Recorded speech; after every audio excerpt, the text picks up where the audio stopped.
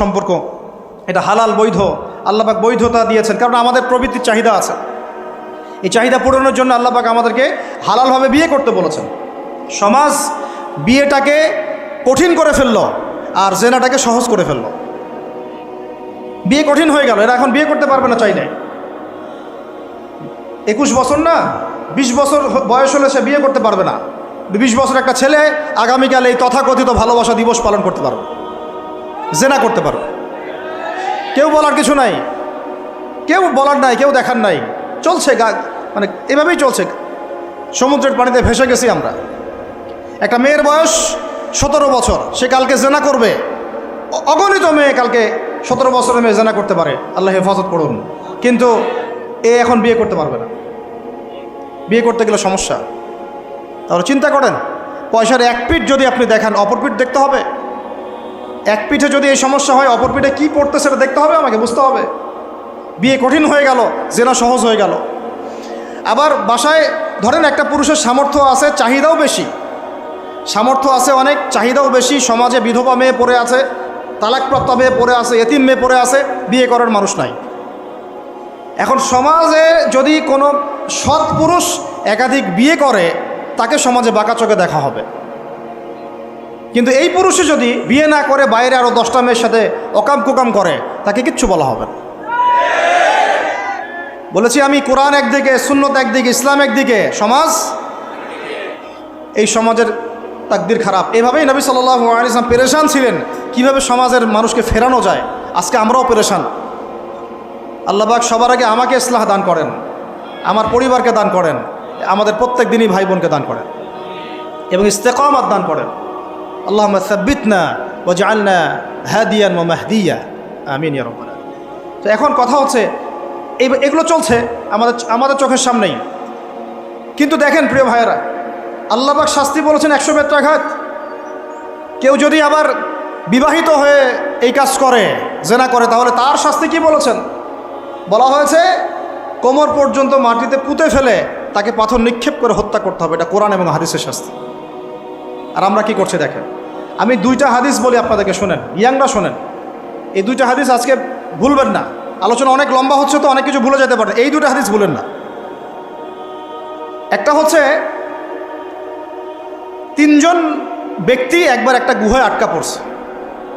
3 জন বন্ধু বা ভাই তার একটা গুহার মধ্যে আটকা পড়ে গেছে। ঝড় হচ্ছে, গুহার মুখটা বন্ধ হয়ে গেছে পাথর দিয়ে, বের হওয়ার কোনো জায়গা নাই। এখানে নিশ্চিত মৃত্যু, কোনো সুযোগই নাই বাঁচার। তারা অনেক চেষ্টা করে বের হতে পারলো না। শেষমেশ তারা বলছে যে আমাদের যদি কোনো নেক আমল থাকে, সে নেক আমলের ওসিলা করে আল্লাহর কাছে দোয়া করি, আল্লাহ চাইলে আজকে আমাদেরকে বাঁচাতে পারে। একজন বলছে, আল্লাহ, আমার মা ছিল, পিতামাতা ছিল, তো মাকে আমি দুধ পান না করি আমার সন্তানদেরকে কখনো খাওয়াতাম না। একদিন গিয়ে দেখি যে মা ঘুমিয়ে গেছে, আমার বাচ্চারা কান্নাকাটি করছে, তবু আমি আমার বাচ্চাকে কান্না অবস্থায় রেখেছি, মাকে খাওয়াই নাই, ওদেরকে খাওয়াই নাই। আগে মাকে খাওয়াইছে, তারপর ওদেরকে খাওয়াইছে।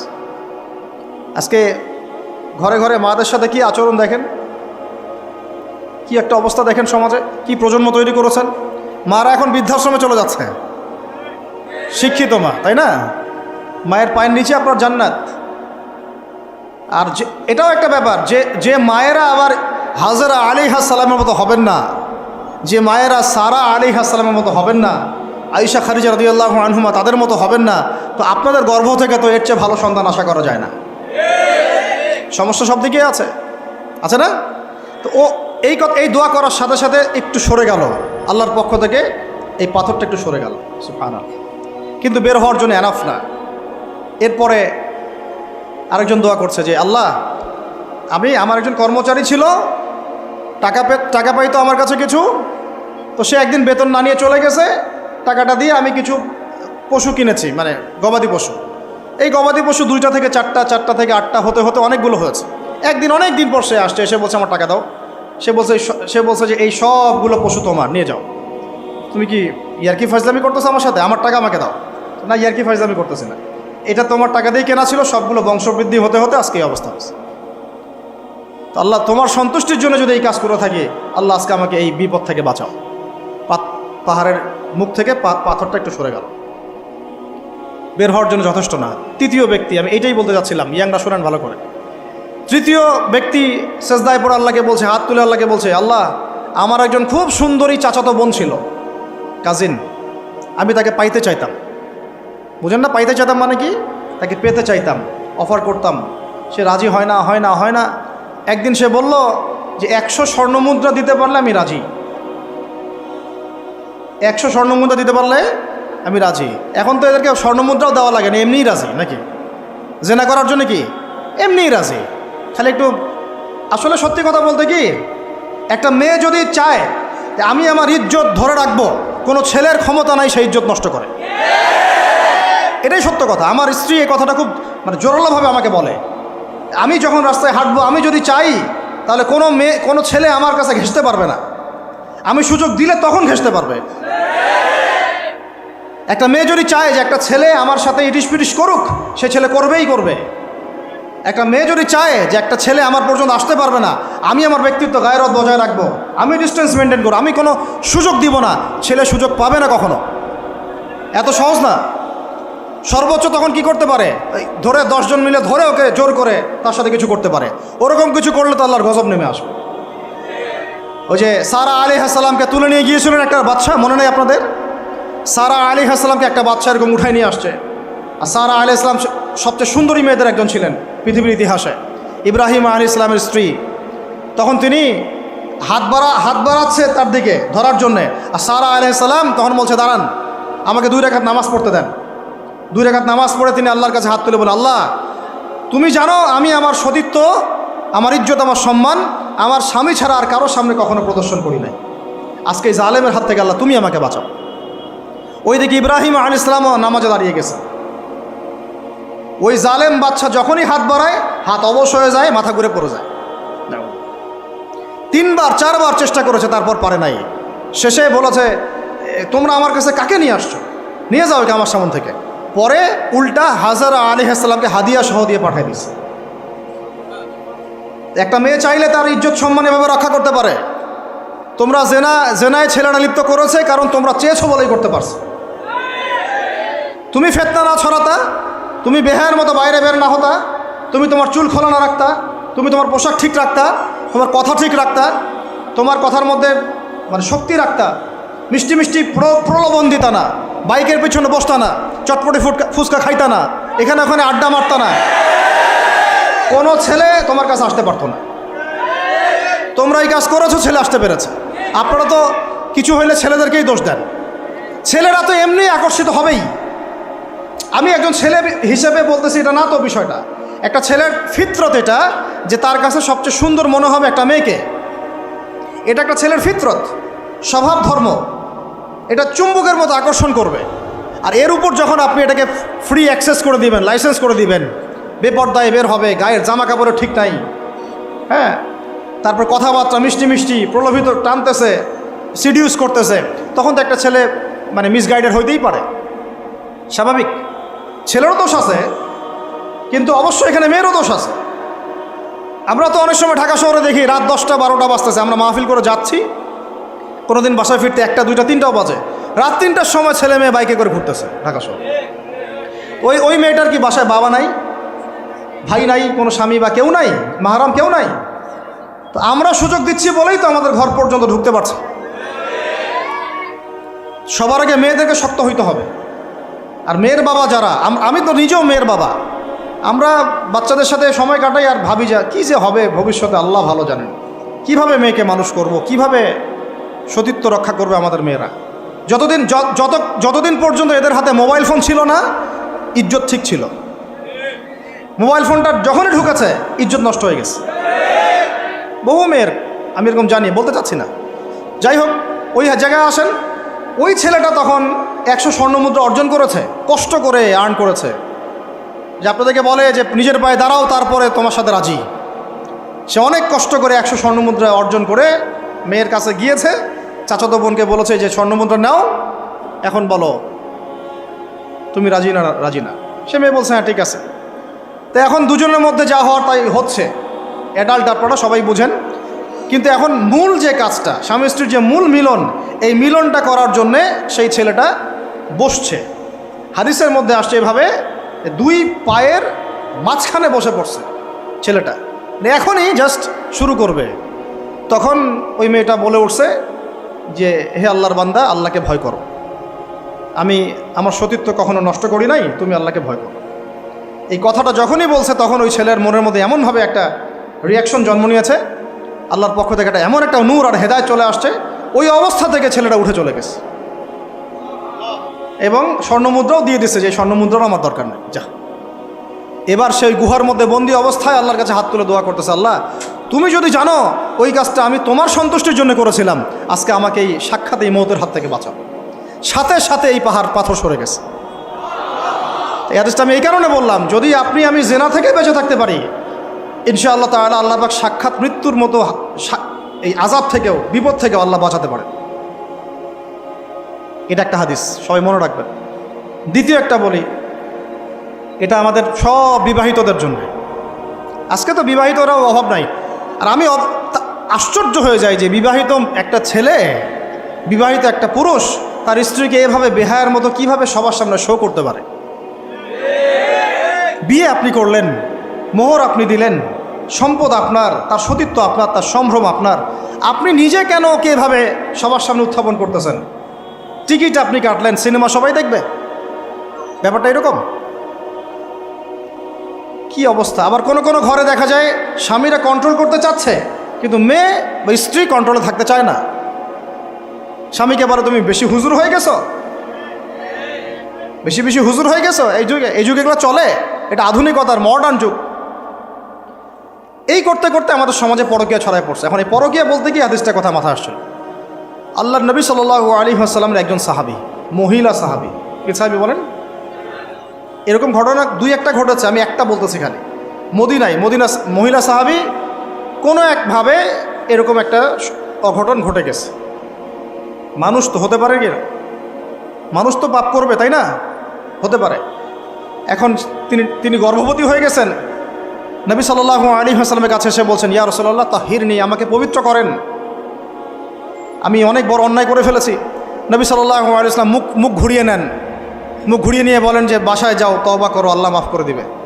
নবীজি শুনতে চাচ্ছেন না, কারণ শুনলে কোর্টে মামলা আসলে তো বিচার করতে হবে। তিনি বলছেন যে বাসায় যাও, বাসায় যা আল্লাহর কাছে ইস্তেগফার করো, আল্লাহ মাফ করে দিবেন। আবার এদিক দিয়ে ঘুরে আস, ইয়া রাসূলুল্লাহ আমাকে পবিত্র করেন, আমি অন্যায় করে ফেলেছি। এভাবে কয়েক দফার পরে নবীজি বলছেন, তুমি কি অন্যায় করেছো? এমন কোনো কাজ কি তুমি করেছো? সুরমা দানিতে সুরমা নেয়ার সময় আমরা যেভাবে নেই, এরকম কোনো কাজ কি তুমি করেছো? মানে উনি শব্দটা উচ্চারণ করলেন না মুখ দিয়ে, একটা এক্সাম্পল মিসাল দিয়ে বুঝালেন, তুমি কি এরকম কোনো কাজ করেছো? অ্যাডাল্ট্রি কোনো কাজ করেছো? তো তিনি বলছেন, হ্যাঁ আমি গর্ভবতী হয়েছি। নবী সাল্লাল্লাহু আলাইহি ওয়াসাল্লাম আমার বিচার করে দেন। তিনি বলছেন যে বাসায় যাও, আগে সন্তান জন্ম দাও, তারপরে দেখা যাবে। সন্তান জন্ম হলো, সেই মহিলা আবার এসেছেন, সাহাবী, ইয়া রাসূলুল্লাহ আমার বিচার করে দেন। বলছেন সন্তান জন্ম হয়েছে, হ্যাঁ। এখন সন্তান কি করে? দুধ পান করে। দুধ পান করাও, 2 বছর দুধ পান করাও, তারপরে বিচার করে দেব। 2 বছর দুধ পান করা শেষ, সন্তান এখন শক্ত খাবার খেতে পারে। কোলে করে সন্তানকে নিয়ে আসছেন। নবী সাল্লাল্লাহু আলাইহি ওয়াসাল্লামকে বলছেন যে ইয়া রাসূলুল্লাহ, এই যে আমার বাচ্চা দেখেন খেতে পারে, এখন একে আমার বিচার করে দেন। দেখেন তাদের পরকালের কনসেপ্টটা কেমন ছিল, তাদের পরকালের চেতনা কেমন ছিল। এবার নবী সাল্লাল্লাহু আলাইহি ওয়াসাল্লাম বলেন, তোমাদের মধ্যে কে আছো এই বাচ্চার দায়িত্ব নিতে পারো? একজন আনসারী সাহাবী বলছেন আমি। বাচ্চা তার কোলে দিলেন, দিয়ে বলেন তাকে নিয়ে যাও, নিয়ে গিয়ে অমুক জায়গায় নিয়ে তাকে রজম করো। কি করো? রজম মানে কি ভাই? কোমর পর্যন্ত মাটিতে গেঁথে দিয়ে পাথর নিক্ষেপ করে, এই রজম করতে গিয়ে তার গা থেকে রক্ত ফিনকি বের হয়ে কোনো একজন সাহাবীর, সম্ভবত খালিদ ইবনে ওয়ালিদ রাদিয়াল্লাহু আনহুর জুব্বার মধ্যে গিয়ে লেগেছে। তখন তিনি কিছুটা তাচ্ছিল্যের স্বরে একটা বাক্য প্রয়োগ করেছেন যে ছি, এটা কেমন হলো? হ্যাঁ, মানে কিছু বলেন নাই, জাস্ট একটা রিয়াকশন দিয়েছেন যে এত। নবী সাল্লাল্লাহু আলাইহি ওয়াসাল্লাম এই কথাটাই বলতে চাচ্ছি আমি। তিনি বলেছেন, হে খালিদ, তুমি থামো, তুমি তাকে এভাবে করো না, আন্ডারস্টিমেট করো না। এই নারী এই অপরাধ করার পরে যে পরিমাণ ইস্তেগফার করেছে, আল্লাহর কাছে তওবা করেছে, তার একার তওবা যদি মদিনাবাসীর মধ্যে ভাগ করে দেওয়া হয় তাও কম হবে। এই ঘটনা একটা ঘটেছে, আরেকজন সাহাবীর সাথে ওই ঘটনা ঘটেছে, পুরুষ সাহাবী। নবীজি বলেছেন তোমরা তাকে তাচ্ছিল্য করো না, কারণ আমি দেখছি সে এখন জান্নাতে সাঁতার কাটতেছে। আর আমরা এই যে পরকিয়া, দেখেন পরকিয়া করলে, পরকিয়ার মাধ্যমে কেউ যদি ব্যভিচার করে ফেলে, নাউজুবিল্লাহ আউযুবিল্লাহ, তাহলে এই পৃথিবীতে বাঁচার অধিকারটা সে হারায় ফেলে। পৃথিবীতে কি হয়, বাঁচার অধিকারটা সে হারায় ফেলে। ঠিক কেউ করে এই পৃথিবীতে বাঁচার অধিকারটা সে হারায় ফেলে। নবীজি স্ট্রেট বলেছেন ফাকতুলুল ফাইলা ওয়াল মাফউলা বিহি, যে করবে যার সাথে করা হবে দুটাকেই ফেলো। কেউ যদি ধর্ষণ করে বাঁচার অধিকারটা হারায় ফেলে। কিছু পাপ আছে যেগুলো করলে তওবা ইস্তেগফার করা যায়, আল্লাহ হয়তো মাফও করে দিবেন, কিন্তু পৃথিবীতে বাঁচার অধিকারটা মানুষ হারায় ফেলে। এইটাকে আমরা এইভাবে প্রমোট করতেছি এখন। কে এগুলো নিয়ে মানে ফিকির করে এখন, মনে করে যে এটা তো আধুনিকতা। অনেকে ওয়াইফ, একটা শব্দ আছে ওয়াইফ সুইপিং, একজনের ওয়াইফকে আরেকজনকে দিবে, ওর ওয়াইফকে সে নিবে, রাত কাটাবে, নাউজুবিল্লাহ। এটা পশ্চিমা সভ্যতা থেকে আসতেছে, জানেন। চোখ কান খোলা রাখেন, আমরা নিজেরা অনেক বক ধার্মিক সাজার চেষ্টা করতেছি, কিন্তু সমাজটা নষ্ট হয়ে যাচ্ছে। এটাকে সংস্কার করার দায়িত্ব আমাদের। এর উপরে তো আবার বাণিজ্য আছে, মানে এটা তো বাণিজ্যিক একটা প্ল্যাটফর্ম হয়ে গেল। যত বেশি পারো বাণিজ্য করো, এটা উপলক্ষে অমুক ছাড়, এইটা উপলক্ষে তমুক, এইটা উপলক্ষে অমুক নাটক, এটা উপলক্ষে অমুক গান, এই উপলক্ষে অমুক সিরিয়াল, এই উপলক্ষে অমুক টেলিফিল্ম। এই যে বাণিজ্য, এগুলো কিন্তু কর্পোরেট জগতে যারা থাকে, এই কর্পোরেট সেকশনে মানুষের একটা বাণিজ্য, একটা দিবসকে উৎসব কেন্দ্র করে বিশাল একটা বাণিজ্য করে আপনার ঈমান আমল কোথায় যায়, যাক, ওর পকেটে টাকা আসলেই হইল। আল্লাহ রাব্বুল আলামিন আমাদের সবাইকে এই চলমান জাহেলিয়াতগুলোর বাস্তবতা বোঝার তৌফিক দান করে। অনেক কথা ভাই, বলতে গেলে অনেক কথা, আর একদিনের কথা বলবো। আমরা দোয়া করি আল্লাহ পাক কক্সবাজার এলাকায় এমন একটা দিনের মার্কাজ আমাদেরকে করার তৌফিক দান করেন, যেখান থেকে ইনশাআল্লাহ দিনের আলো পুরা কক্সবাজার সহ পাহাড়ি পার্বত্য এলাকা ছড়িয়ে পড়বে ইনশাআল্লাহ। সমাজ সংস্কার না করতে পারলে আমরা বাঁচতে পারবো না। আপনাদের মধ্যে যাদের সামর্থ্য আছে, কেউ জমি দিয়ে হলে সাহায্য করেন, কারো যদি সামর্থ্য থাকে অর্থ দিয়ে হেল্প করেন, কারো বুদ্ধি আছে বুদ্ধি দিয়ে, পরামর্শ দিয়ে সহযোগিতা করেন। দিনের স্বার্থে, আল্লাহর জন্যে, তার রাসূলের দিনকে টিকিয়ে রাখার স্বার্থে, সমাজের জাহিলিয়াতগুলো দূর করার স্বার্থে দিনই মার্কাজগুলো প্রতিষ্ঠা করার কোনো বিকল্প নাই।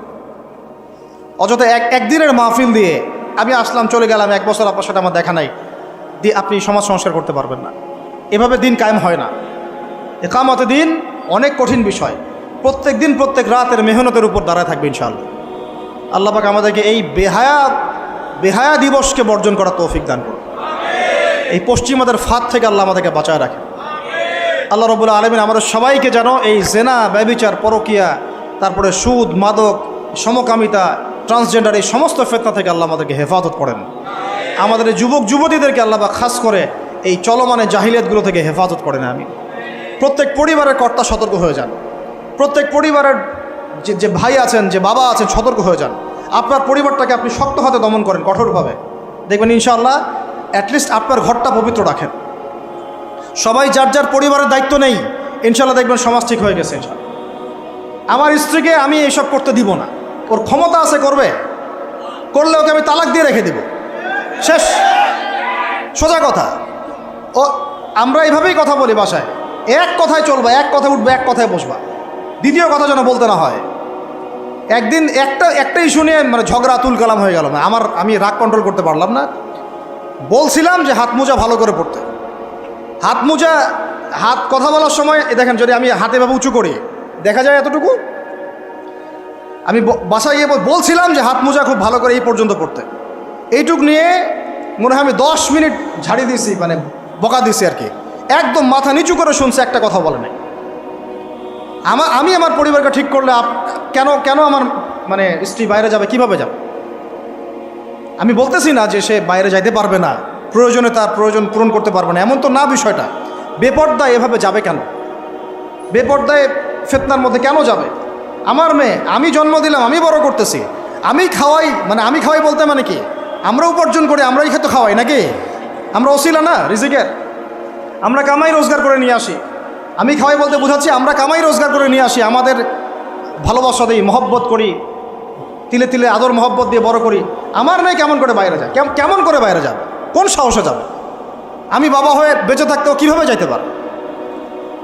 গেলে ওকে একদম খাওয়ার বন্ধ করে দিবেন। আমার ছেলে বালেগ হয়েছে, নামাজে যাবে না কেন? যাবে না কেন? যদি না যায় আমি ওর খাওয়া বন্ধ করে দিব। শাসন করতে হবে সবসময়, কিন্তু মিষ্টি কথা চিরা ভিজে না। আল্লাহ পাক কোরআনের মধ্যে হেদায়েত দিতে উৎসাহিত করেছেন, এখানেই আবার আইনগুলো নাজিল করেছেন। মানে সবসময় মানুষকে দাওয়াত দিয়ে বুঝিয়ে সুঝিয়ে কাজ হয় না, মাঝে মাঝে পিটানো লাগে না? শাসন লাগে না? লাগে। তো আমরা যদি আমাদের পরিবারের মেয়েদেরকে নিয়ন্ত্রণ করতে পারি, ছেলেদেরকে নিয়ন্ত্রণ করতে পারি, দেখবেন আস্তে আস্তে ইনশাআল্লাহ এটা কমে গেছে। আর যদি এভাবেই গা ছাড়া দিয়ে দেন, আমি বলেছি বেশি দিন লাগবে না, আর 10টা বছর পরে নাউজুবিল্লাহ আমরা আশ্রয় চাই আল্লাহর কাছে, এমনটা যেন না হয়। দেখবেন যে এটা এমন হারে বেড়ে গেছে যে ঘরে ঘরে সমকামিতা ঢুকে যাইতে পারে। নাউজুবিল্লাহ, এই তাদাত, এই সংখ্যা দিন দিন বাড়তেছে। আপনাদের শহরে, আপনাদের এই অনেক এই যে এখানে আমি অনেক মাহফিল করেছি, অনেকেই আমাকে চিরকুট দিয়েছিলেন যে ভাই এখানে বেড়ে যাচ্ছে, এই বিষয়ে কিছু বললেন। চিন্তা করেন, ভিতরে ভিতরে এগুলো চলতেছে, হোটেলে হোটেলে চলতেছে। আপনারা ভালো মানুষে যে বসে থাকলে হবে না। এত ভালো মানুষও তো আল্লাহ পাক বলেন নাই। আল্লাহ পাক বলেছেন সৎ কাজে আদেশ করো, অসৎ কাজে কি করো? নিষেধ করো। এবং আপনি আপনার জায়গায় আল্লাহ বিরোধী কোনো কিছুকে প্রশ্রয় দিবেন না। ব্যাস, সরকার কোথায় যায় যাক, প্রশাসন কি করে করুক, ওটা আমার দেখার দরকার নেই।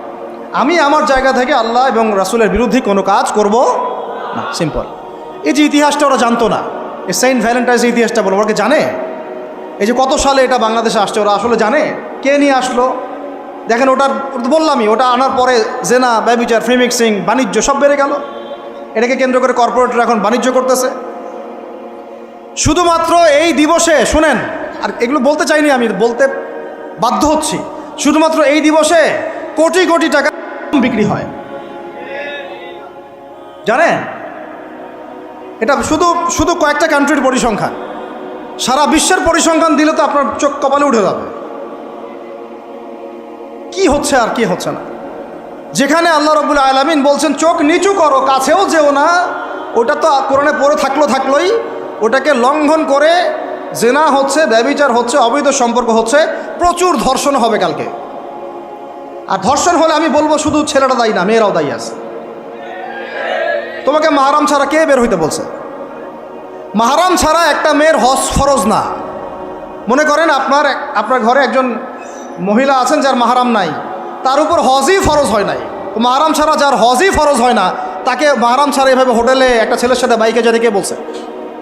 বলেন। মাহরাম ছাড়া একটা মেয়ের সফর জায়েজ নাই, হজও জায়েজ নাই, হজ করার দরকারই নাই, সে ঘরে থাকবে, ওইটাই তার জন্য বেশি গুরুত্বপূর্ণ, ওটাই হুকুম আল্লাহ পাকে। আর সে মাহরাম ছাড়া এইভাবে এখানে ওখানে ঘুরে বেড়াবে, ছেলের সাথে আড্ডাবাজি করবে, টাঙ্কি মারবে, চটপটি ফুচকা খাবে, এরপর 4-5টা ছেলে মিলে ওকে ধর্ষণ করে দিলে সব দোষ ওই ছেলের উপর আসবে? আমার তো মন চায় যে প্রথমে আগে এই মেয়েগুলোকে শায়েস্তা করি। হ্যাঁ, ছেলেগুলোকে তো করবোই, আগে মেয়েগুলোকে করি। শুধুমাত্র ওয়াজ নসিহত করে কাজ হবে না, সবাইকে কঠোর হতে হবে। আপনি আমাকে বলেন তো দেখি, আপনার মেয়ে কোনো একটা ছেলের সাথে অবৈধ সম্পর্ক করেছে, আপনি কি এটা মেনে নেবেন? আপনারা যে কেউ হন, এখানে অনেক প্রশাসনের ভাই আছেন আমি জানি, ঊর্ধ্বতন কর্মকর্তাও আছে এখানে আমি জানি, এখানে আমার লেকচার রেকর্ড হচ্ছে এটা আমি জানি। আপনি আমাকে বলেন বা আপনার সিনিয়রদেরকে বলান এই কথাগুলো মেসেজ পৌঁছান, তাদের ঘরে যদি তাদের মেয়ে কোনো ছেলের সাথে অবৈধ সম্পর্ক করে, তারা কি মেনে নিবে? তাদের মেয়েকে যদি কেউ ধর্ষণ করে, তারা কি মেনে নিবে? আপনার ছেলেটা যদি সমকামী হয়, আপনি কি মেনে নেবেন? আপনার বাসায় যদি কালকে একটা ছেলে এসে বলে যে আপনার মেয়ে এসে বলে যে বাবা আমি ওকে ভালোবাসি, ওর সাথে বিয়ে করার আগে আমি যৌন সম্পর্ক করে ফেলছি, আপনি কি মেনে নেবেন? আপনি যদি জানতে পারেন কালকে আপনার মেয়ে গর্ভবতী হয়ে গেছে, আপনি কি মেনে নেবেন? আপনি যদি জানেন কালকে আপনার ছেলে আপনাকে এসে বলছে বাবা আমি একটা ছেলেকে নিয়ে আসছি, ও ছেলেটা আসলে বাইরে ছেলে, ভিতরে ভিতরে মেয়ে, তাই আমরা বিয়ে করে ফেলছি, আপনি কি মেনে নেবেন? তো এটা নবী সাল্লাল্লাহু আলাইহি ওয়াসাল্লামের ফিলোসফি ছিল। একজন সাহাবী এসে বলেছিলেন ইয়া রাসূলুল্লাহ আমি ইসলামের সব মানতে প্রস্তুত আছি, খালি আমাকে জেনা করার অনুমতি দেন। নাউজুবিল্লাহ। সাহাবীরা রাগ হয়ে গেছেন, এই কার সাথে কি কথা বলো, বেয়াদবি করতে। নবী সাল্লাল্লাহু আলাইহি ওয়াসাল্লাম বললেন দাঁড়ান, দাঁড়াও, দেখো তাকে ছাড়ো, আমি বুঝাচ্ছি। নবীজি তখন বললেন, দেখো তুমি যে প্রস্তাবটা আমাকে দিলা, ইসলামের সব তোমার ভালো লাগে, কিন্তু জেনা করতে চাচ্ছ। তো এখন বলো তো দেখি, তোমার মায়ের সাথে কেউ যদি এমন করে তুমি কি রাজি হবা? সে বলছে না। তোমার খালার সাথে করলে না, তোমার বোনের সাথে না, তোমার স্ত্রীর সাথে না। তাহলে যেটা তুমি অন্যের ক্ষেত্রে চাচ্ছ না, পছন্দ করো না, সেটা কেন তুমি তোমার ক্ষেত্রে চাচ্ছ? এভাবে চিন্তা করলে আমাদের আর কথা বলার দরকার আছে? আল্লাহ পাক আমাদের সবাইকে কথাগুলো বোঝার তৌফিক দান করে। এখন শেষ করে দিচ্ছি এই পয়েন্ট থেকে। দেখেন, আমাদেরকে সবচেয়ে ভালোবাসেন আমাদের রব আল্লাহ। সত্যিকারের ভালোবাসার ডেফিনেশনটা হচ্ছে যে আপনি নিঃস্বার্থভাবে কাউকে ভালোবাসেন। আমাদের আশপাশে যারা আছে, যারা হালাল, ইভেন হালাল, আমার মা, আমার বোন, আমার বাবা, আমার স্ত্রী, আমার ছেলে, আমার মেয়ে, এদেরও যদি কখনো স্বার্থে আঘাত পড়ে, দেখবেন সেও আপনার পাশ থেকে সরে যাচ্ছে। এমন হয় নাই কখনো? আপনার বন্ধু, আপনার ব্যবসার পার্টনার, আপনার বস, আপনার কলিগ, ওদের স্বার্থে আঘাত হলে ওরাও সরে যাচ্ছে পাশ থেকে। জিগরি দোষ সরে গেল পাশ থেকে, হয় না এমন? ভালোবাসা দুই প্রকার। বলেন কয় প্রকার? আমার সাথে বলেন, এখানে শেষ করে দিব 10টা মিনিট। ভালোবাসা কয় প্রকার? একটা হচ্ছে নিঃস্বার্থ ভালোবাসা। কি স্বার্থ? কোনো স্বার্থ নাই, নিঃস্বার্থভাবে ভালোবাসা। একটা হচ্ছে কোনো না কোনো স্বার্থ জড়িত আছে এমন ভালোবাসা। আপনার স্ত্রীর চাহিদাও যদি আপনি পূরণ করতে ব্যর্থ হন, দেখবেন স্ত্রীর সাথে আপনার গণ্ডগোল লেগে যাচ্ছে, যদিও সে হালাল, বৈধ। তাই না? এমন হয় না অনেক সময়? আমি তো অনেক দিন বলেছি, অনেক দিন আগেও বলেছি, 5 বছর 6 বছর আগে, যে মানুষ আসলেই মানুষের অবস্থানকে মূল্যায়ন করে। ভিতর থেকে মানুষকে শুধু মূল্যায়ন করে আল্লাহ রাব্বুল আলামিন। না হলে কি হতো? এই যে এত অন্যায় আমরা করেছি, আল্লাহ পাক কি আমাদেরকে ছেড়ে দিয়েছেন, ফেলে দিয়েছেন, গজবে ধ্বংস করে দিয়েছেন? এই যে আল্লাহ পাক যে আমাদেরকে মহব্বত করেন, ভালোবাসেন, তার প্রমাণ এগুলো। আল্লাহ পাক চান যে আমরা যেন ফিরে আসি। আল্লাহ পাক বলছেন, সারা দুনিয়ার সমান গুনাহও যদি সে করে ফেলে, আসমানের সমানও গুনাহ করে ফেলে, খালি তওবা করে ফিরে আল্লাহকে বলবে, আস্তাগফিরুল্লাহাল্লাযী লা ইলাহা ইল্লা হুয়াল হাইয়ুল কাইয়্যুম ওয়া আতুবু ইলাইহি। আল্লাহ পাক বলছেন, খালেস তওবা করলে গুনাহ তো মাফ করে দিবই, আগের গুনাহগুলোকে নেকি দিয়ে পরিবর্তন করে দিব। এটা ভালোবাসা না? আল্লাহ পাক সৃষ্টি করেছেন আমাদেরকে ভালোবেসে। কোরআন খোলেন, সূরা সাদ পড়েন। সূরা সাদের মধ্যে দেখবেন আল্লাহ বলছেন, খালাকতু বিয়াদি মা মানাআকা আল্লা তাসজুদা খালাকতু বিয়াদাই। মানে তুমি ইবলিস কেন তাকে সেজদা করলা না যাকে আমি নিজ হাতে সৃষ্টি করেছি? এটা মহব্বতের বহিঃপ্রকাশ না? আল্লাহ আমাদেরকে নিজ হাতে সৃষ্টি করেছেন। আল্লাহ পাকের হাত কেমন এটা আমরা ব্যাখ্যা করতে যাব না। এর হাতের অর্থ কি সেটাও ব্যাখ্যা করার, তাওয়িল করার দরকার নাই। কোরআনে আসছে যেভাবে সেভাবে আমরা ঈমান রাখবো, ঠিক আছে ভাই? এখানে আবার অনেক তালগোল পাকায় ফেলে এবং বিভ্রান্ত হয়ে যায়, এদিকে যাওয়ার দরকার নাই। এখানে বোঝানো হচ্ছে আল্লাহ রাব্বুল আলামিন আমাদেরকে মহব্বত করে সৃষ্টি করেছে। এই পুরো সৃষ্টি জগৎটাই তো আল্লাহর মহব্বতের বহিঃপ্রকাশ। সব কিছু এত নিপুণভাবে চলতেছে, এটা মহব্বতের বহিঃপ্রকাশ না? আমি আপনাদেরকে নিয়ে যদি কোনোদিন কক্সবাজারের সৈকতে তারা দেখাতে পারতাম, তাহলে আমি বুঝাইতে পারতাম আপনাদেরকে যে এই মহাবিশ্বটা ঠিকই আছে কীভাবে। তারার মধ্যে একটা গাণিতিক ক্যালকুলেশন আছে যেটা সবাই জানে না। যারা একটু অ্যাস্ট্রোনমি নিয়ে পড়াশোনা করেছে তারা জানে।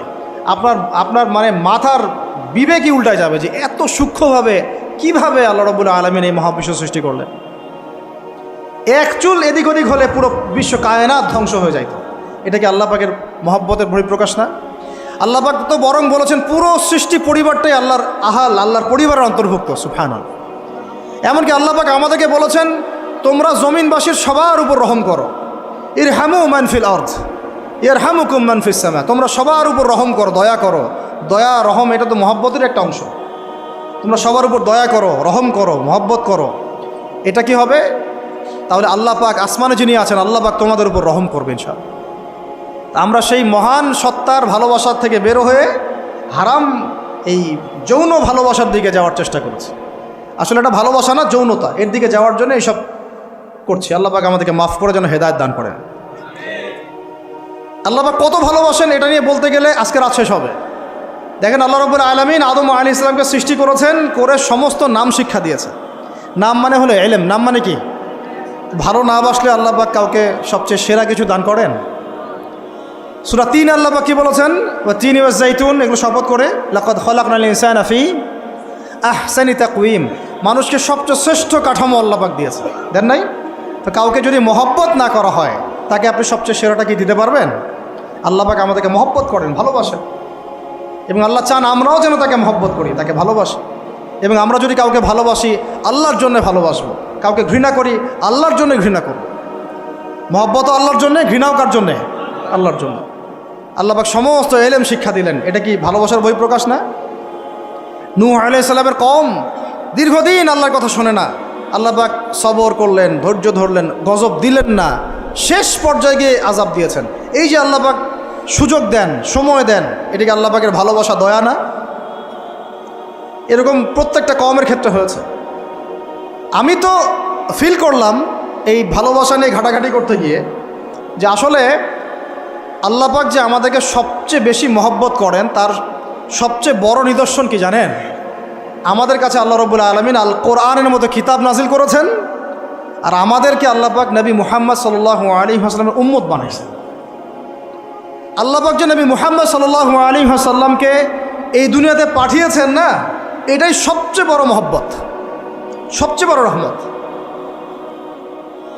কারণ তার সুন্নতে এমন কিছু নাই যেটা আপনি খুঁজে পাবেন না। আর তিনি আমাদেরকে যে মহব্বত করতেন, মুহাম্মদ সাল্লাল্লাহু আলাইহি ওয়াসাল্লাম আমাদেরকে যে মহব্বত করতেন, তিনি আমাদেরকে বলতেন যে আমরা তার ভাই। আমরা তার কি ভাই? মানে কি মায়ের পেটের ভাই? এটা বোঝানো হয় নাই। একটা হাদিসে তিনি বলেছেন আমি তো পিতৃতুল্য। তার মানে কি সত্যি সত্যি বাবা সন্তানের সম্পর্ক? রুহানি পিতা। তিনি কি ইমাম নন? তিনি ইমাম, তিনি নেতা, তিনি আমাদের শিক্ষক, তিনি নবী। তো তিনি আমাদেরকে যে মহব্বত করতেন, তিনি একদিন বলছিলেন নবী সাহাবীদের সামনে, কাশ আমি যদি আমার ভাইদেরকে দেখতে পেতাম। সাহাবীরা বলছেন, ইয়া রাসূলুল্লাহ, আমরা কি আপনার ভাই না? তখন নবীজি বলছেন, না, তোমরা আমার সাহাবী। আমার ভাই তারা যারা আমাকে না দেখেই আমার প্রতি ঈমান নিয়ে আসবে। প্রত্যেক নবীকে আল্লাহ পাক একটা দোয়া করার চান্স দিয়েছে। কয়টা ভাই? এমন একটা দোয়া যেটা করলে আল্লাহ পাক কবুল করবেনই করবেন। করলে আল্লাহ পাক কি করবেন? অবশ্যই কবুল করবেন। নবী সাল্লাল্লাহু আলাইহি ওয়াসাল্লাম বলছেন যে সমস্ত নবী এই দোয়াটা পৃথিবীতে করে ফেলেছে। তা আমি এই দোয়াটাকে মুলতবি রেখেছি যে কাল কিয়ামতের মাঠে আমি আমার উম্মতের জন্য সুপারিশ করব ইনশাআল্লাহ। এবং নবী সাল্লাল্লাহু আলাইহি ওয়াসাল্লামের সুপারিশে বহু কবিরা গুনাহগার মুসলমান যারা জাহান্নামের ফয়সালা হয়ে গেছে, তাদেরকে আল্লাহ পাক কিছুটা শাস্তি ভোগ করালে হলেও আবার জান্নাতে নিয়ে আসবে ইনশাআল্লাহ। তো তিনি আমাদেরকে মহব্বত করেন না? করতেন না? চিন্তা করে তাহলে আমরা তার দিনকে কি মহব্বত করলাম, আমরা তার হুকুম হাকামের বিধিবিধান সুন্নতে কি মহব্বত করলাম, চিন্তা করেন। একটা হাদিসে নবীজি স্পষ্ট করে বলছেন এটা আমাদের জন্য একটা কষ্টি পাথর। এটা একটা কি কষ্টি পাথর। তিনি বলছেন লা ইউমিনু আহাদুকুম, তোমাদের মধ্যে কেউ মুমিন হইতে পারবে না। কি হইতে পারবে না? মানে প্রকৃত মুমিন হইতেই পারবে না তোমরা। হে আমার উম্মত, তোমাদের মধ্যে কেউ প্রকৃত মুমিন হইতেই পারবে না যতক্ষণ না হাত্তা আকুনা আহাব্বা ইলাইহি মিন ওয়ালিদিহি ওয়ালাদিহি ওয়ান নাসি আজমাইন, যতক্ষণ না আমি মুহাম্মদ সাল্লাল্লাহু আলাইহি ওয়াসাল্লাম তোমাদের কাছে নিজের কি সন্তান, নিজের বাবা মা এবং সমস্ত মানব জাতির থেকে বেশি প্রিয় না হচ্ছে। হাদিসটা আবার বলি, নবীজি বলছেন কেউ ততক্ষণ পর্যন্ত প্রকৃত মুমিন হতে পারবে না যতক্ষণ না আমি মুহাম্মদ সাল্লাল্লাহু আলাইহি ওয়াসাল্লাম তার কাছে তার সন্তান, তার পিতা, এমনকি সমস্ত মানব জাতি থেকে বেশি প্রিয় না হচ্ছে। আর আমরা যারা আগামীকালকে এইটার প্রিপারেশন নিয়েছি, আসলে কি আমাদের কাছে নবী প্রিয় বেশি না আমাদের দুনিয়ার স্বার্থ বেশি প্রিয়? যারা এগুলো করবে তাদের কাছে কি সত্যিই নবী প্রিয়? তাহলে তারা করতে পারতো না। যদি নবী আমাদের কাছে সবচেয়ে বেশি প্রিয় না হয়, আমরা মুমিন হতে পারছি না। আর যাদের কাছে নবী প্রিয় তারা কখনো এমন হারাম কাজে যেতে পারবে না। যারা যাচ্ছে তারা কখনোই নবীকে ভালোবাসে না, কোশ্চিনকালেও না। শোনেন, উমর রাদিয়াল্লাহু আনহুর নাম শুনেন নাই? বললে অনেক কথা ভাই, অনেক কথা, কোনটা রেখে কোনটা বলি। উমর রাদিয়াল্লাহু আনহু একদিন এসে বলছেন খলিফাতুল মুসলিমিন, মুসলিমদের তিনি খলিফা।